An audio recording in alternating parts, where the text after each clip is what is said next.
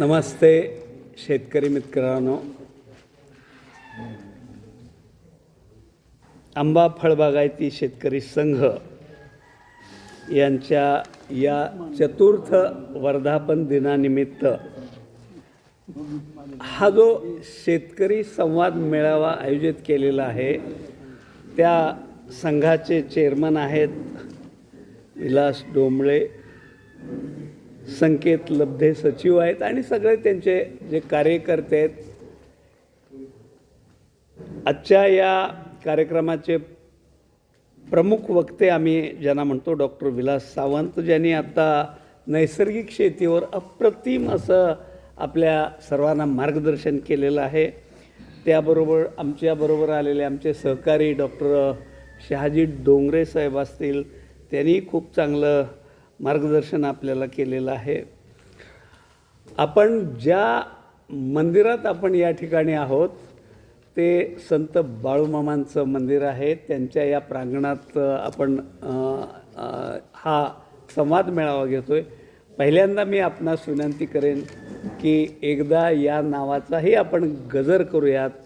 मी पुढं म्हणेन की संत बाळूमामाच्या नावानं चांग भलं, आपण एका जोरात आपण असा आवाज देऊ की सगळं देवगड जागं झालं पाहिजे की अरे या ठिकाणी चाललंय काय. तर संत बाळूमामाच्या नावानं, संत बाळूमामाच्या नावानं, संत बाळूमामाच्या नावानं. धन्यवाद. कांदा मुळा भाजी अवघी मिठाई माझी, लसूण मिरची कोथिंबिरी अवघा झाला माझा हरी म्हणणारे सावतामाळी. सगळ्या संतांनी नामात देव सांगितलेलं आहे. या संतांनी 12व्या शतकात कामात देव सांगितलेलं आहे. सगळे संत पंढरपूरला गेलेत. जगाचा पोशिंदा पांडुरंग या सावतामाळ्याच्या त्या भक्तीसाठी ज्यांनी कामात देव सांगितला त्यांच्या भेटीला आरणला गेलेत आणि त्यांच्याच ह्या पावनभूमीमध्ये आम्हाला जन्म घ्यायची संधी परमेश्वरानं दिली. त्या पावनभूमी अरण तीर्थक्षेत्रातनं आम्हीही आज आपल्या भेटीला आलो आहे. गेले 2 वर्ष हे संकेत लब्धे साहेब आम्हाला आमच्या संपर्कात होते. एकदा आपण या, त्यांची आमची ओळख नाही काय नाही, पण जे थोडं काम उभं राहिलं आहे. आपण म्हणतो ना की आपण बोलायचं नसतं, आपलं काम बोललं पाहिजे. आणि ते काम ह्या कोकणातल्या साहेब किमान 5000 शेतकरी डॉक्टर साहेब आमच्या बागेत येऊन गेलेले आहेत. कुठलीही आमची ओळख नाही काय नाही, पण जे सोशल मीडियाच्या माध्यमातून हे जे घडलेलं आहे, मी एवढा मोठा नाही की तुमच्या इथं आज जगातला सगळ्यात ज्याला म्हणतो आंब्यांचा राजा, हापूस आंबा ज्याला मानलं जातं, त्या हापूस आंब्याच्या राजधानीमध्ये आम्ही आलो आहे. देवगड ही हापूस आंब्याची राजधानी आम्ही समजतो. कारण कुठंही गेलं तर रत्नागिरीचा हापूस आंबा म्हणत नाहीत, कुठेही गेलं तर लांजाचा हापूस आंबा म्हणत नाहीत, राजापूरचा म्हणत नाहीत, देवगड हापूस आंबा. मग तो आज बेंगलोरचा हापूस आंबा आला तर त्याची पेटी देवगडचीच असते. तामिळनाडूचा आला तर त्याची पेटी देवगड हापूस म्हणून येते. एवढी मोठी कमाल त्याच्यामध्ये झालेली आहे. एक खंत एवढीच वाटते की आज गुजरातमध्ये बलसाडसारख्या ठिकाणी बलसाड हापूसचं मानांकन ज्याला म्हणतो पेटंट मिळवण्यासाठी अर्ज जातो आहे आणि इथला शेतकरी थोडासा गप्प बसतो आहे किंवा इथला शेतकरी जागृत होत नाही, ह्याची थोडी कुठंतरी खंत लागून राहते. मित्रांनो, ह्याच्यासाठी आपण प्रयत्न करा की देवगड हापूस ह्याचंही पेटंट तुमच्या हातात, तुमच्या संघाच्या हातात असावं. ते पेटंट मिळवण्यासाठी जे काय लागेल ते आम्ही तुम्हाला मदत करायला तयार आहे. कारण एक माळावरचा शेतकरी 2 आंब्याची पेटंट घेऊ शकतो आहे. केंद्रानं ह्या कामासाठी आम्हाला देशातला सर्वोच्च कृषीरत्न पुरस्कार 11 डिसेंबर 2024 साली दिला. त्या सगळ्याचं श्रेय हे आंबा हा विषय आहे. आम्हालाही स्फूर्ती झाली. देवगड नाव जर एवढं मोठं होत असेल तर शरद आंबा आणि सावता आंबा आमचा जगाच्या मार्केटमध्ये का जाणार नाही, ह्यासाठी मग त्याचं आम्ही पेटंट मिळवलं. आणि त्या पेटंटनंतर आता आपले ते प्लॅन्ट रजिस्ट्रेशन ज्याला म्हणू आपण, ते मिळवण्याच्या आम्ही त्या प्रोसेसमध्ये आहोत. नजीकच्या काळात तेही आपल्याला मिळू शकेल की ज्या योगे जसा तुमचा देवगड आंबा जगामध्ये जातो आहे त्याचं नाव आहे एक वेगळं, त्याची चव आहे, त्याचा कलर आहे, तो देवगडचा आंबा जिभेवर ज्या वेळेला येतो आहे वर्षभर आमच्या जिभेवरची चव त्यातनं कमी होत नाही. आणि त्याचप्रमाणे आम्हीही आमच्या आंब्याचं आपलं जे काम आहे ते आपण सिद्ध करून दाखवलेलं आहे. आणि त्यामुळं आज तुमच्याबरोबर बोलण्याची ही संधी त्या निमित्तानं मिळालेली नाही. नाहीतर कोण कुठलं काय संबंध आहे, अजून आमची त्यांची कधी भेट नाही, आत्ता भेट झालेली आहे. बरोबर का संकेत साहेब? तर ह्या ज्या गोष्टी आहेत, आता मगाशी सरांनी सांगितलं डॉक्टर साहेबांनी की ह्याच्यासाठी आपण लढायचं आहे, ह्याच्यासाठी भांडायचं आहे. आपलं जर सत्व टिकलं, तुम्ही जर तुमचा देवगडचा हापूस आंबा टिकवला तर तुमची ओळख आहे हो पुढं. मुंबईच्या वाशी मार्केटला गेला तर देवगडचे अरे वा वा या बसा म्हणतात, पिढीवर म्हणतात का नाही. पण ती ओळख आपण अजूनही पुढच्या पिढीसाठी देण्यासाठी जे काही प्रयत्न करावे लागतील ते आपण करावेत, ही आग्रहाची विनंती या आमच्या सावता महाराज आंबा बागेच्या वतीनं मी करेन. आणि माझं जे पुढचं छोटंसं, मी तुम्हाला बोर करणार नाही किंवा तुम्हाला आता जवळजवळ 1:30-2 वाजत आले असतील नाही, हां 1 वाजला आहे, जेवणाची तुमची वेळ आहे, कार्यक्रमाला थोडासा उशीर झाला आहे. पण आमच्याकडनं तुम्हाला बोर होईल किंवा तुम्ही कंटाळाल असं काहीही घडणार नाही. ज्या वेळेला तुम्हाला वाटेल की साहेब बस करा, एक टाळी फक्त वाजवा, आम्ही थांबतो. तर वयाच्या 65व्या वर्षी शेतात जायची मी सुरुवात केलेली आहे. थोडीशी आमची कहाणी सुरुवातीला सांगतो, मग त्याच्यानंतर आपण जे काय प्रश्नोत्तर कराल, जो आपला परिसंवाद होईल, जी चर्चा होईल, त्यातनं बऱ्याच गोष्टी आम्हालाही तुमच्याकडनं शिकायला मिळतील. ज्या काही आम्ही तिथं केलेल्या आहेत त्याही आम्ही तुमच्याशी शेअर करू. तर 50-60 वर्ष आमचं सांगलीमध्ये वास्तव्य झालं, पुण्यात वास्तव्य झालं, वेगवेगळ्या क्षेत्रातनं काम करत गेलो. आणि वयाच्या 65व्या वर्षी वडील ज्या वेळेला आमचे निधन पावलं, त्यांचं निधन झालं आणि आई तिथं राहिना, आम्ही सगळेजण सांगलीला शिक्षणासाठी आलो आणि मग सगळेजण सांगलीत सेटल, कुणी पुण्यात सेटल झालं, कुणी मंडणगडला झालं, आमचे भाऊ सगळे. आणि मग आईसाठी कुणी तिथं थांबायचं, हा जो ज्या वेळेला विषय आला, आईची तब्येत बरोबर नसायची, तर तिच्यासाठी म्हणून मग आम्ही जे आमची जन्मभूमी आरण आहे, कर्मभूमी सांगली होती. 50 वर्ष ज्या ठिकाणी सामाजिक क्षेत्रात, राजकीय क्षेत्रात असेल, सांस्कृतिक क्षेत्रात असेल, क्रीडा क्षेत्रात असेल, प्रशासनाच्या क्षेत्रात असेल, एक वेगळा ठसा उमटवणारा चळवळीतला एक कार्यकर्ता. मगाशी डॉक्टर साहेबांनी सांगितलं की चळवळ ही फार मोठी असते आणि चळवळीतनं कार्यकर्ते घडत असतात. आम्ही त्यातनंच एका चळवळीतनं घडलेला कार्यकर्ता आहे. फुले शाहू आंबेडकरांना मानणारा आणि त्यांच्या विचारानं चालणारा आपण एक छोटा कार्यकर्ता आहे.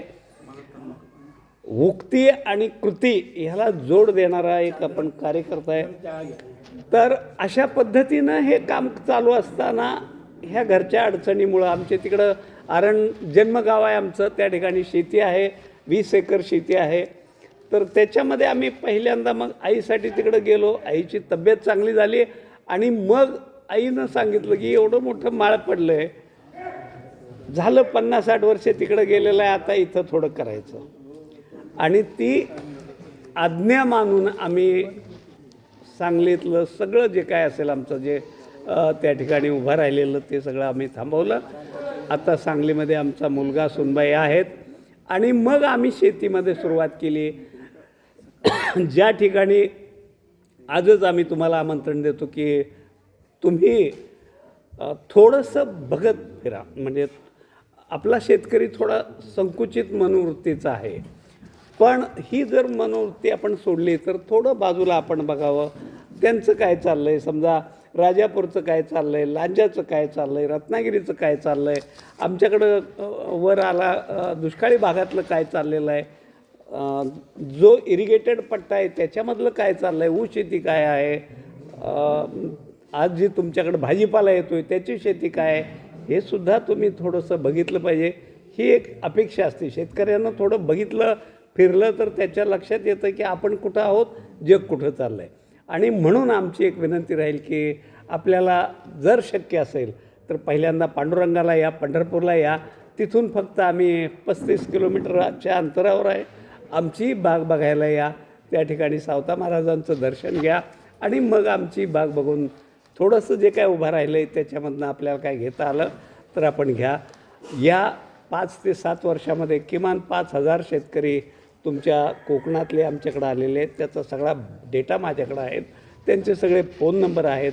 तुमच्या ज्या ठिकाणचे मालदेकर म्हणून एक फॅमिली आहे, ती कुटुंबासहित आमच्या बागेत आली होती. आज त्यांचं काही तर मुंबईला सर्व्हिसला आहेत, येतो मला म्हणले होते, पण अचानक काय अडचणीमुळे ते आले नाहीत. पण आमच्याबरोबर या भूचे, तुमच्या राजापूरच्या तिथलं भू जे गाव आहे, हरचे असेल, भू असेल, बरेच शेतकरी आहेत. त्या बाजूचे लांजा असेल, तर तेही शेतकरी काय आमच्याबरोबर येतो म्हणले होते. पण आज लागवणकर साहेब आलेले आहेत.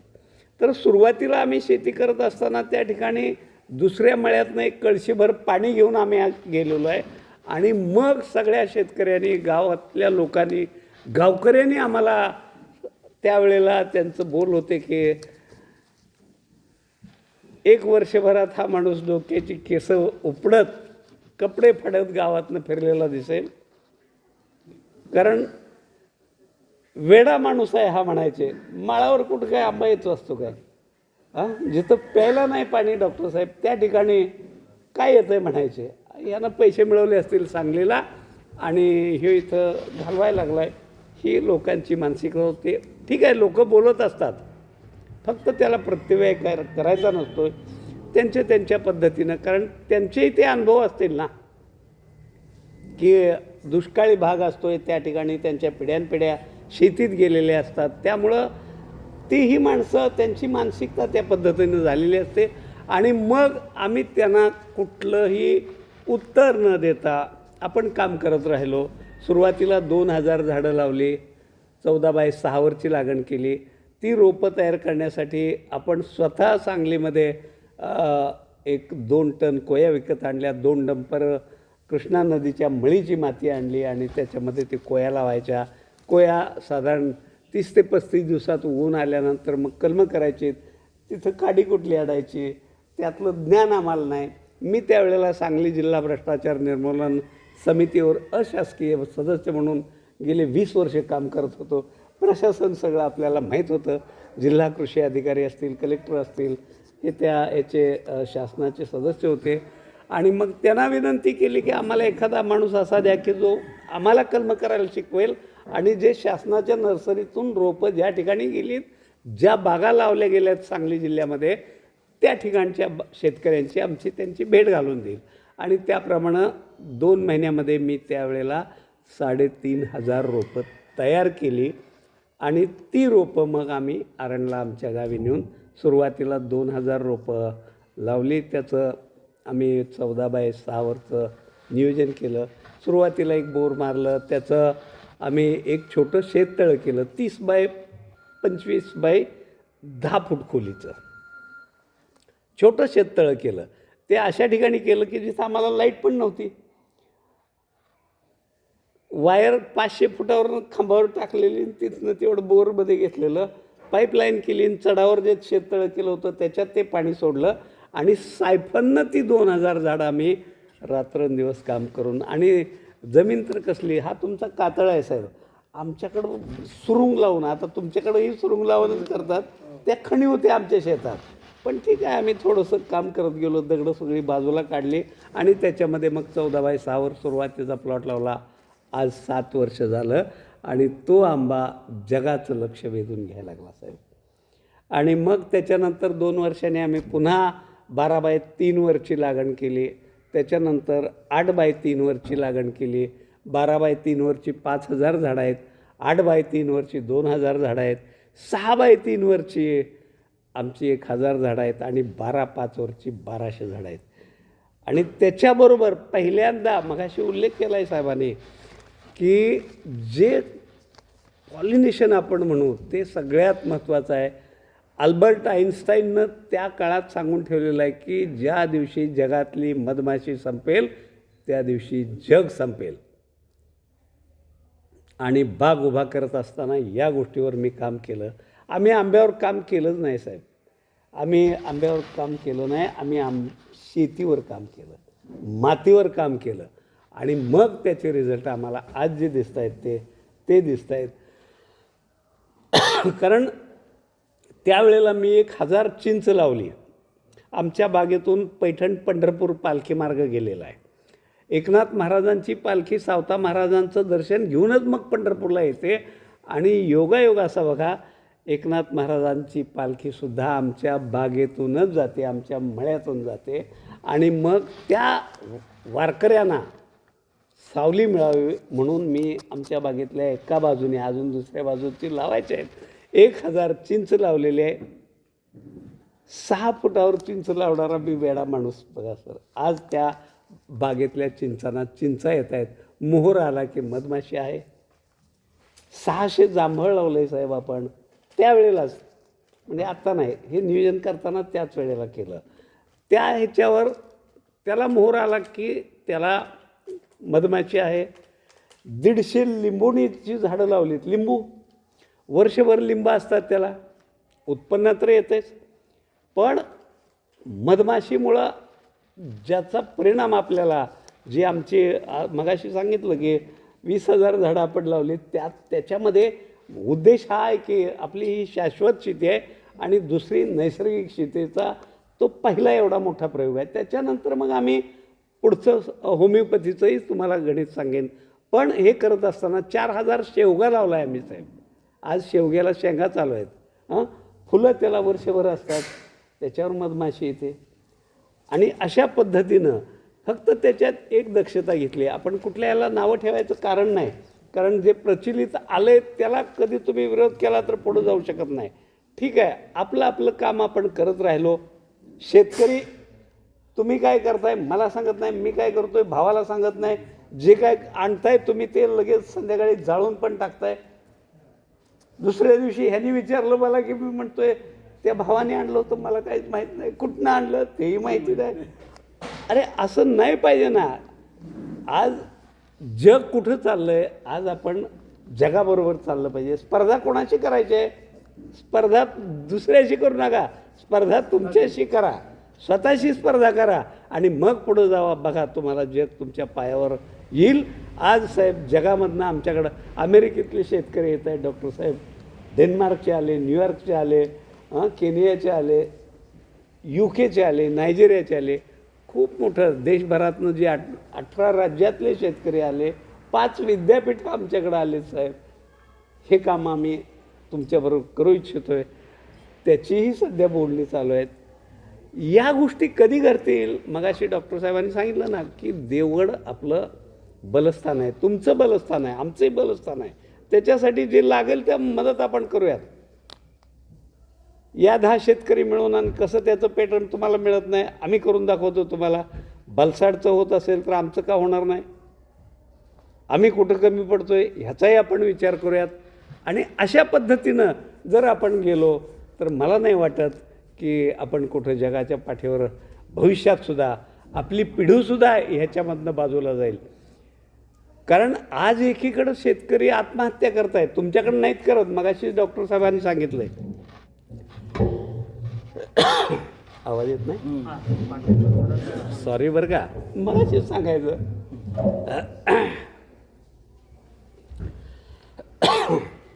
जर पाणी थांबा, हे फिरतंय वाटतं. असं दे, येतो मी, येतो सध्या.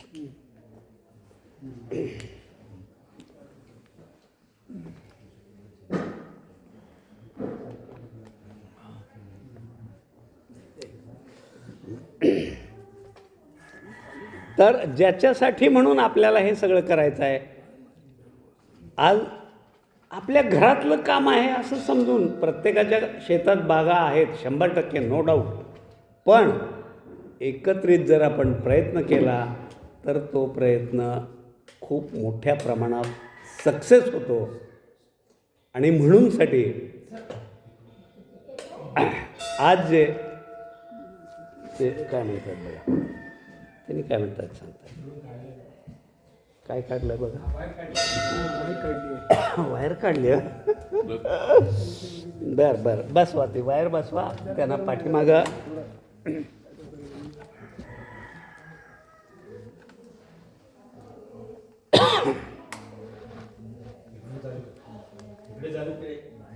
हा चालू आहे का, येतोय एक नंबर बटन, एक नंबर ते इकडचं. हां हां हां हां. तर फक्त पाठीमागं ऐकू येते कडेला बसलेले.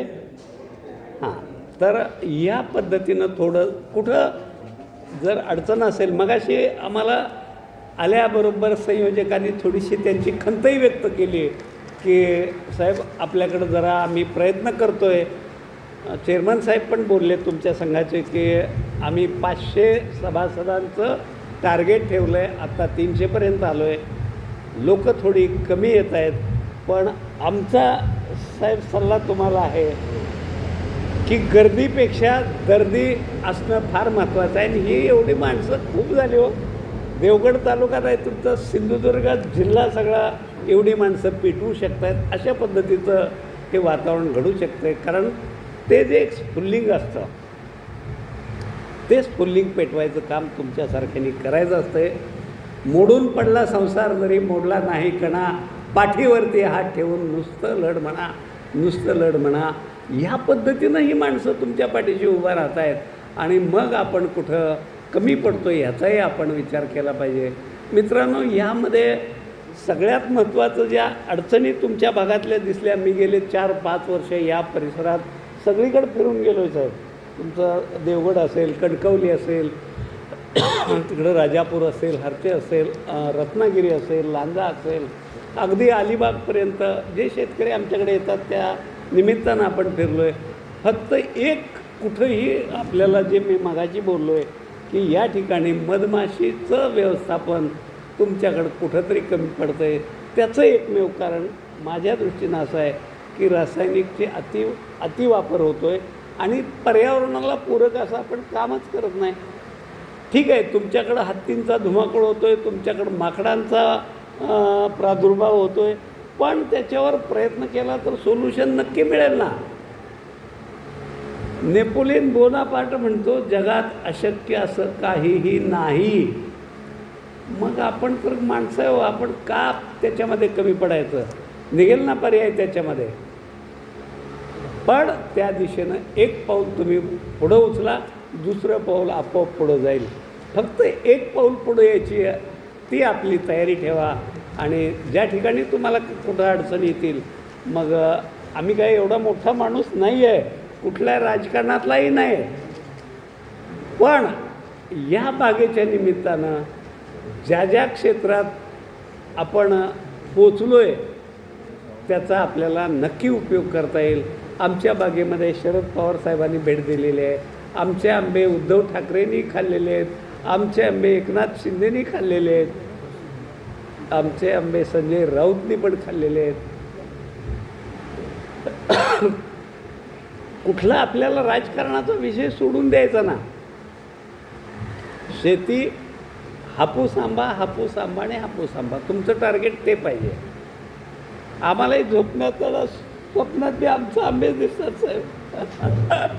एवढं त्याच्यामध्ये आपण काम केलं तर कुठलाही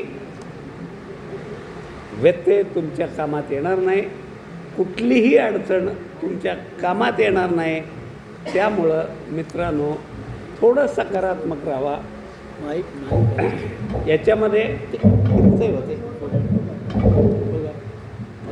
असं. हां, ऐकू येतं आहे का हो तिकडं?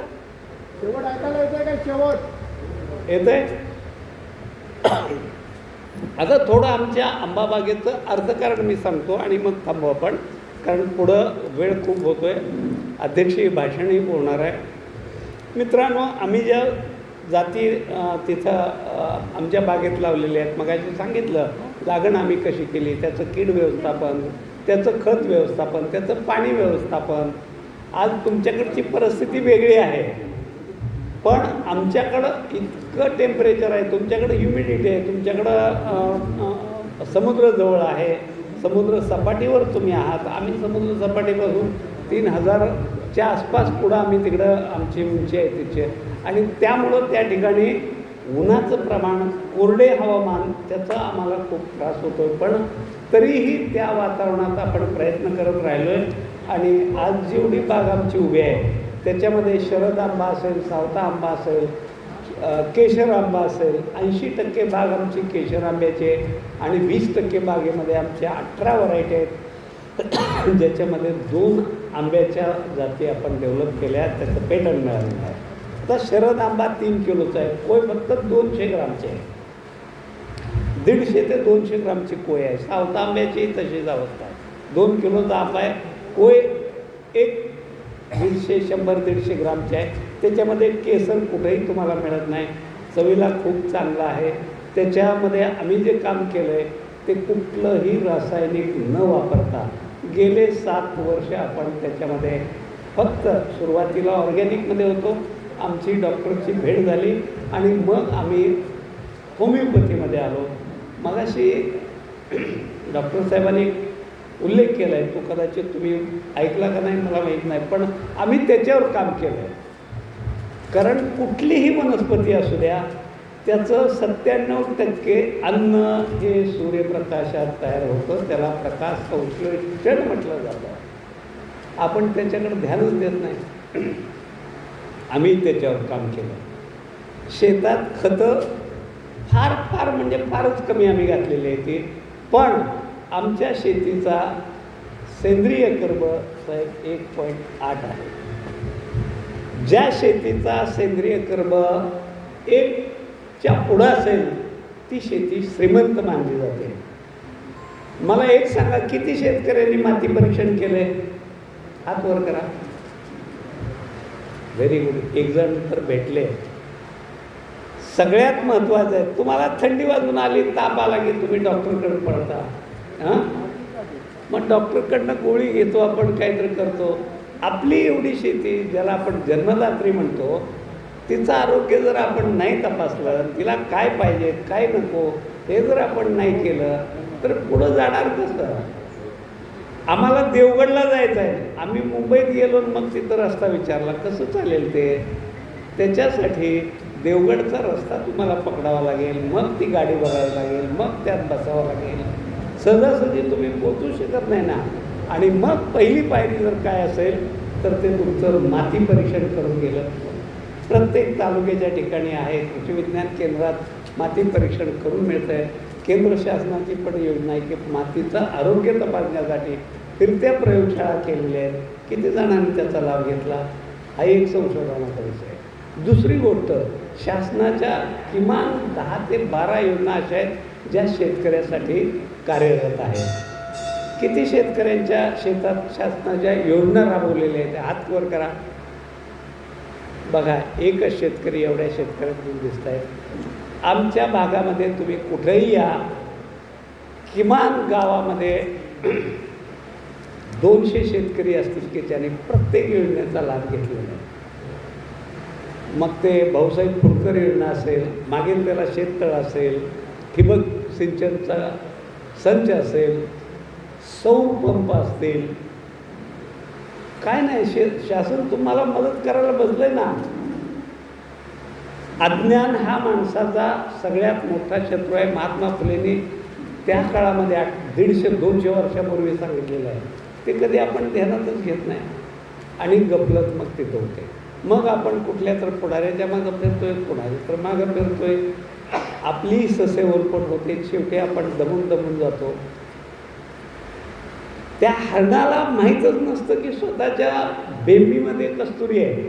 ते धावत सुटते ते कस्तुरी शोधण्याच्या नादात, आणि शेवटी एक दिवस त्या शोधण्याच्या नादात त्याचा अंत होतो आहे. आपल्याकडं सगळं आहे, ते फक्त आपल्याला शोधता आलं पाहिजे. तुझं आहे तुझं पाशी, परी जागा चुकलाशी, ही उक्ती आपल्याला त्या ह्याच्यापर्यंत घेऊन जाते. आणि त्यामुळं थोडंसं आपण ह्याच्यामध्ये ज्या क्षेत्रात तुम्हाला उतरायचं आहे त्याची थोडीशी माहिती घ्या आणि मग त्यातनं पुढं वाटचाल करा. आज आपला शेतकरी हा शेतकरी राजा म्हणलं जातं, पण या व्यवस्थेनं त्याला पोतराजाचं स्वरूप दिलं गेलेलं आहे. आणि मग आपली तिथं सगळीकडनं ज्याला म्हणतो आपण शोषण आपलं केलं जातं शेतकऱ्याचं. मग ते रासायनिकच्या माध्यमातून असेल, बाजारामध्ये गेले तर असेल, आणि कुठल्या मार्गाने असेल, पण शेतकरी हा नागावला जातो आहे. त्याच्या हातामध्ये 4 पैसे मिळवण्यासाठी शेतकऱ्यांना बदललं पाहिजे. त्याचं एक छोटंसं उदाहरण आम्ही सांगतो, मी थांबेन. जो आम्ही शरद आंबा आम्ही विकसित केलेला आहे, त्याचं एक छोटंसं गणित सांगेन तुम्हाला, आणि मग आपण थांबूया. आम्ही जी शेतीची 14x6 लागण केलेली आहे, त्याच्यामध्ये एकरात साधारणपणे 650 ते 700 रोपं आम्ही बसवली कलमं. साहेब, 3ऱ्या वर्षी आम्हाला एका आंब्याला, शरद आंब्याला 1.5 ते 2 डझन आंबे मिळाले. 4थ्या वर्षी एका झाडाला आम्हाला 70 ते 90 आंबे मिळाले. 4थ्या वर्षी झाडाचं जे वय किंवा त्याला जे आपण पाठीमागनं तुम्ही फिडिंग करता त्याच्यावर सरासरी 70 आंबा जरी धरला तर 70 गुणिले 3 किलो 210 किलो आंबे त्याच्यामध्ये होतात. 210 किलो गुणिले मला रेट त्यावेळेला आणि आजही सर 250 रुपये किलोचा रेट आहे. कारण आमचं ऑर्गॅनिक आहे, माझ्या सगळ्या टेस्ट केलेल्या आहेत त्या आंब्याच्या, रेसिड्यू फ्री म्हणून आमचा आंबा मार्केटला जातो आहे. सोडून द्या तो भाग, 100 रुपये किलोनं जरी आंबा तो म्हटला तर एका झाडाचे 20,000 होत आहे. गुणिले एका एकरामध्ये आम्ही 1200 झाडं लावली. तुम्ही 700 झाडाचं गणित करा. 700 गुणिले 20,000 करा तुमच्यातले गुणाकार आणि मला सांगा, मग पुढे जाऊ.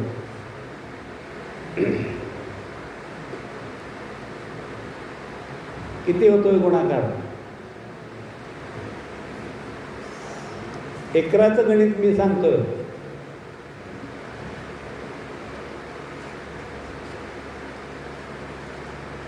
येईल डॉक्टर साहेब? बोला ना, कोण तर बोला. आपण शेतकरी आहोत इथं, आम्ही कोणी तुम्हाला भाषण द्यायला आले? हां, 1,40,00,000. का शरद पवार आमच्याकडे येणार नाहीत? का विजयसिंह मोहिते पाटील येणार नाहीत? का 5 विद्यापीठं आमच्याकडे येणार नाहीत? आता त्यातला खर्च तुम्हाला सांगतो. मगाशी डॉक्टर साहेबांनी सांगितलं आहे आम्ही काय वापरतो, होमिओपॅथी. आज जे आपण खर्च करतो त्याच्या 30% फक्त आम्हाला होमिओपॅथीवरचा खर्च येतो. समजा 10 रुपयाची औषधं आम्ही रासायनिकची आणत असो तर ती 3 रुपयात आमचं भागतं. आणि मग या प्रमाणात जर तुम्ही काम करत गेला, आज तुमचा देवगड तर 100 रुपयाच्या पुढं सहज जातो आहे. त्याचं जे गणित आहे, तुम्ही फक्त त्याची प्रॉडक्टिव्हिटी वाढवा, त्याचं उत्पादन वाढवा. ते उत्पादन घेण्यासाठी जे काय आपल्याकडे ड्रॉबॅक्स असतील ते जर आपण त्यातनं काम करत गेलो तर तेही कमी होतील. मग आमच्या घरामध्ये का फॉर्च्युनर नसेल, आमचा बंगला का नसेल, आमची पोरं IAS का होणार नाहीत, आमची पोरं IPS का होणार नाहीत, याचं उत्तर शेतकरी देणार आहे. आणि म्हणून मग आमचा शेतकरी पोतराज व्हायचं कारणच येणार नाही. तो शेतकरी राजाच राहील. कोरोनानं सगळं दाखवून दिलेलं आहे. सगळं जग थांबलं होतं, शेतकरी फक्त पळत होता, शेतकरी फक्त काम करत होता. बरोबर आहे ना डॉक्टर साहेब? आणि या पद्धतीनं जर आपण काम करत गेलो तर भविष्यात कुठंही तुम्हाला हात पसरायची गरज येणार नाही. मार्केटसुद्धा, व्यापारीसुद्धा तुम्ही सांगाल तो रेट घेऊन जाईल. आम्ही व्यापाऱ्यांना सांगतो आहे आमच्याकडे यायचं सुद्धा काम नाही, आमचा रेट हा आहे. लब्धे साहेब तुम्ही म्हणला पाहिजे देवगडचा आमचा रेट 5,000 पेटीच्या पुढं असला तर आत ये, नाही तर येऊ नको. पण हे घडत नाही, कारण आपल्यामध्ये ती एकी नसते. मगाशी सरांनी सांगितलं होतं की माझ्याकडं आला तर 10 रुपये मी सांगितले, पुढच्यानं 12 रुपये सांगायचं, त्यानं 15 रुपये सांगायचं. कशाला व्यापारी तुमच्यापासून दुरावून जाईल? त्याला भागच पडेल तसं. आणि यासाठी म्हणून ही एक चळवळ आहे. हे रोपटं तुमच्या इथं लागावं एवढीच अपेक्षा. आणि आम्हाला या ठिकाणी बोलवलं, या ठिकाणी बोलण्याची संधी दिली. कधीही तुम्ही आमच्याकडे या. माझा नंबर हवा असेल तर मी नंबर सांगतो, लिहून घेता येत असेल तर घ्या. 99-600-27997.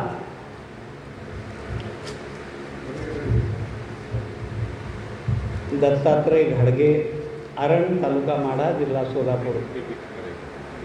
99-600 म्हणजे 600-27997. आणि आज आमच्या बागेला साहेब मोहर इतका चांगला आला आहे की 100% बाग आमची फ्लॉवरिंगमध्ये. काही आंबे असे लिंबा एवढे झालेले आहेत. अभिमानानं सांगावं वाटतं की एकदा आमची बाग बघायला या. आज सगळ्या भागातनं आम्ही फिरत आलो आहे. काल सकाळी 5ला आम्ही निघालो आहे आमच्या शेतातून, पुण्यामध्ये गेलो आहे. पुण्यात कार्यक्रम 2 ठिकाणी केले आणि रात्री 9 वाजता तुमच्याकडे यायला बसलो आहे. कणकवलीची मालवण गाडी आम्हाला मिळाली. कणकवलीत उतरलो. आमच्याबरोबर आले ते भूचे विजय लागवणकर साहेब, त्यांना रात्री फोन केलेला की साहेब अडचण अशी येते, पण काही का असेना आम्ही कणकवलीत उतरलो, तुम्ही तिथपर्यंत या त्यांची गाडी घेऊन आणि मग आपण जाऊ देवगडला. अशा पद्धतीनं आमचा हा प्रवास आहे. आपणही एकदा पंढरपूरची वारी, तुम्ही आम्ही एकाच वारीतलं वारकरी आहोत, ती वारी करायला पंढरपूरला आपण या आणि तिथून पुढं सावतामाळ्याचं दर्शन घ्यायला यायला. कधीही काहीही अडचण असेल, आज महाराष्ट्रातला नाही बाहेरचा शेतकरीसुद्धा आमच्याशी चर्चा करतो आहे. मध्य प्रदेश असेल, छत्तीसगड असेल, रायपूर असेल, नागपूर, अमरावती असेल, कुठल्याही भागामध्ये आपण त्या शेतकऱ्यांच्यासाठी 24 तास उपलब्ध आहे. या ठिकाणी आम्हाला बोलण्याची संधी दिली त्याबद्दल पुनश्च एकदा तुमच्या सगळ्यांचे आभार मानतो आणि थांबतो. धन्यवाद.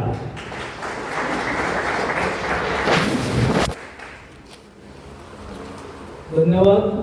या ठिकाणी साळगे साहेबांनी आपल्या एकंदर अनुभव आणि प्रतिकूल परिस्थिती म्हणजे तिथे आम्हाला आपण होत नाही, म्हणजे आपल्याला काही ध्येयवेळी माणसं असली की त्या ध्येयवेळातून काहीतरी नवीन घडतं आणि दुसऱ्या पुढे तो पुढच्या पिढीसाठी असा इतिहास घडतो. तर ध्येयाने थोडंसं वेळ व्हावं लागतं. त्याचं उत्तम उदाहरण म्हणजे या ठिकाणी त्यांनी स्वतः सांगितलं की आम्हाला त्यावेळी म्हणजे लोक असे म्हणत होते की या ठिकाणी इथे ही लागवड करणे किंवा आंबा पीक घेणे वगैरे म्हणजे कारभार आहे, पण त्यातही त्यांनी ते करून दाखवलं. म्हणजे आपण ध्येयवेळ असणं गरजेचं आहे. ध्येयवेळ होऊ तर आपण निश्चित काही त्यातून घडू. आणि अशा प्रकारे प्रतिकूल परिस्थिती चांगल्या प्रकारे या ठिकाणी त्यांनी आपल्याला एक चांगला अनुभव आणि चांगला एक मार्ग त्यांनी दाखवला आहे स्वतःच्या कृतीतून. मग प्रयत्नातून परमेश्वर तो प्रयत्न हाच देव हे सांगणारे सावतामाळे या ठिकाणी म्हणा किंवा एकनाथ म्हणा यांचा आदर्श आणि त्या आदर्शातूनच त्यांनी हे निर्माण केलेलं विश्वाला त्यांच्या भेट देणारा येत आहेत. विश्वातून अनेक पुढे मराठी यांची ही प्रगती म्हणजे खरोखरच एक कौतुकास्पद त्यांची प्रगती आहे. त्यांचं मार्गदर्शन आपल्याला खूप चांगलं लाभलं आहे, पुढे लाभत राहील. आपल्या संपर्कात असून आपण निश्चित पाडू.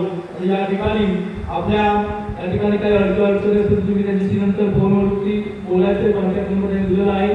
आता आपल्या संस्थेचे संघाचे या ठिकाणी अध्यक्ष आणि या कार्यक्रमाचे अध्यक्ष आणि या संघाचे अध्यक्ष या ठिकाणी मुंडे साहेब आपण थोडंसं मनोगत व्यक्त तरी करावं असं मी त्यांना विनंती करतो.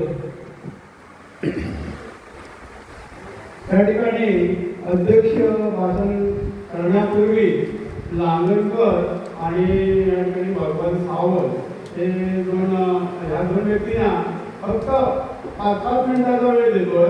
कारण आता वेळेअभावी आम्हाला जास्त वेळ शेतकऱ्यांना थांबून ठेवणं योग्य वाटणार नाही. तर नांगरकर त्यांना विनंती करतो की त्यांनी आपलं 5 मिनिटात काय असेल ते मार्गदर्शन किंवा मनोगत असेल ते व्यक्त करावं. आणि त्यानंतर नवेकर भगवान सावंत हे मला वाटतं आले आहे. आणि जे काही मला प्रॉडक्ट दाखवलं त्या संदर्भात थोडक्यात त्या ठिकाणी माहिती आहे.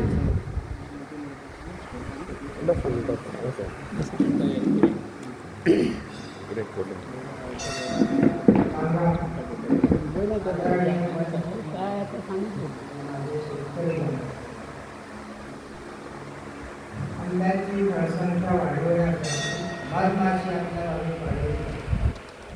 यासाठी एक साधा सोपा उपाय म्हणजे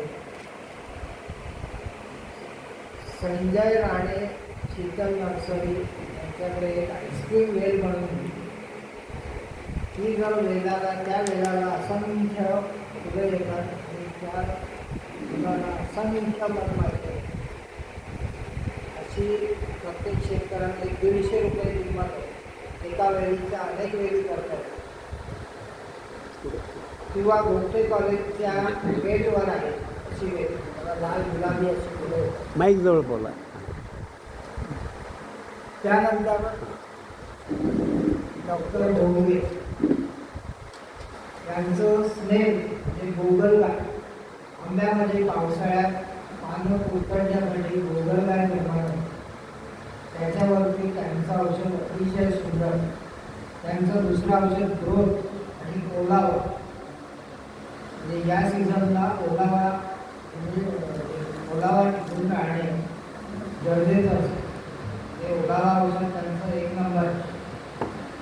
त्यानंतर आंब्यामध्ये माझा साखा डॉक्टर श्रीनिवासन बँगलोर KVK बँगलोर यांचं साखा निरोधक म्हणून एक औषध आहे. 175 रुपये लिटर. तर ते 40% आंबा ज्यावेळेला तयार होईल त्यावेळेला ते 2 वेळा डिपिंग करायचं. 175 रुपये लिटर. 1 लिटर औषधामध्ये 9 लिटर पाणी मिसळून डिपिंग करायचं प्रत्येक वेळी.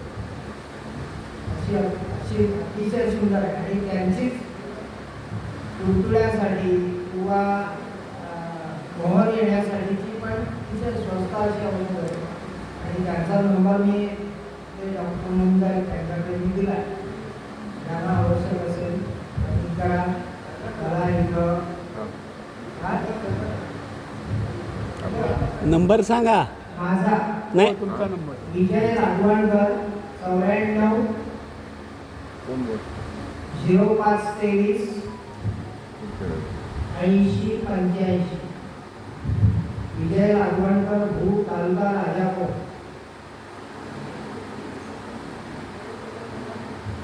चौऱ्याण्णव 05 23 80 85. आणखी एक खताबद्दल माहिती सांगतो. ते डॉक्टर श्रीनिवासन म्हणून आहे. त्यांचं एक समुद्री शेवाळापासून तयार केलेलं खत आहे. त्यामध्ये 10 प्रकारचे बॅक्टेरिया आहेत आणि 10 प्रकारचे मायक्रोन्यूट्रन्स आहेत. ते एका किलोचा दर 25 रुपये आहे. 25 किलोची बॅग आहे. उद्यामार्फत मोठ्या प्रमाणावर शेतकऱ्यांना दिलं तर ते अतिशय सुंदर आहे. आणि 10 वर्षापर्यंत झाडाला फक्त 200 ग्रॅम प्रमाण मातीची सुपीकता वाढवण्यासाठी.